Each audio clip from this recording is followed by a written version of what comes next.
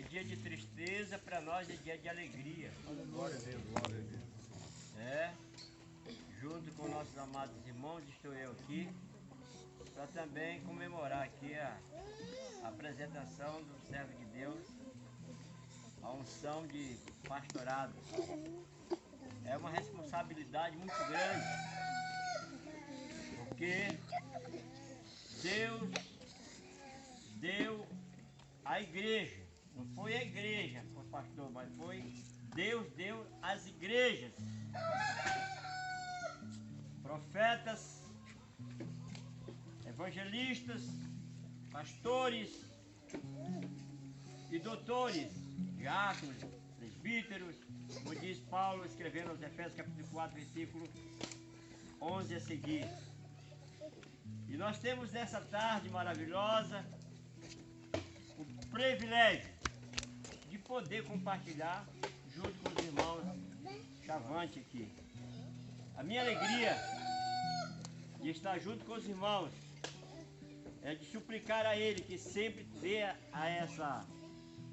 esse povo, irmãos indígenas, muito prazer de tê-los. É um privilégio vocês terem aqui no meio de vocês alguém que fale a mesma linguagem que vocês, que comungue também a mesma fé para vocês, porque o Deus que nós apresentamos é um Deus que cuida de cada um de nós, se assim nos entregarmos a Ele, aqui e assim que fechar os olhos para a eternidade. Nós temos que ter o discernimento e pensar agora, antes de fechar os olhos para a eternidade ou a morte. Temos que ter essa capacidade de entender o projeto de Deus para cada um de nós. E nós temos que escolher antes de passar daqui para outra vida. Viu, meus irmãos? É uma realidade. Todos nós nascemos e todos vamos partir. Mas graças a Deus que Deus escolheu aqui a aldeia Parabuburi.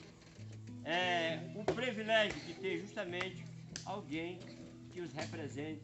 E para nós, para mim, é a primeira vez que eu estou vindo aqui, é uma alegria. Muito obrigado e que Deus venha abençoar o servo de Deus nessa caminhada e nessa empreitada, nessa jornada que é muito grande. Só está começando, né? Ele é novo. Quanto? 42 anos, já vou para 59, esse ano agora, dia 12 de outubro, vou ter 60. Comecei a minha caminhada com 17 para 18 anos de idade, jovem. Já abri muitas igrejas em Rondônia e agora Deus nos traz aqui para compartilhar. E eu estou muito satisfeito por poder participar junto com você, viu, meu irmão? Junto com meus irmãos aqui em Cristo Jesus, tá bom? Deus abençoe, meus irmãos. Amém.